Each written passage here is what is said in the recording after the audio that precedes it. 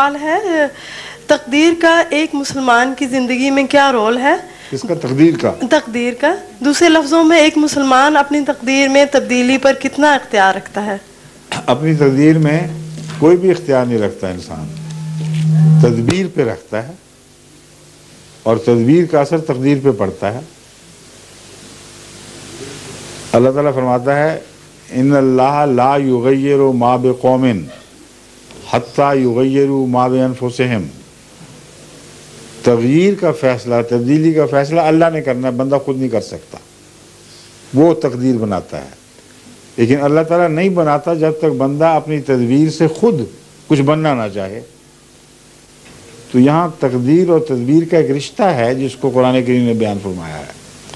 اس لیے بندہ تو اپنی تقدیر نہیں بدل سکتا، لیکن اس کی تدبیر اسے جو بنانا چاہتی ہے، اللہ کی تقدیر اس کی مدد کرتی ہے، اور پھر خدا کی تقدیر کی برکت سے اس کی تدبیر کو پھل لگ جاتے ہیں۔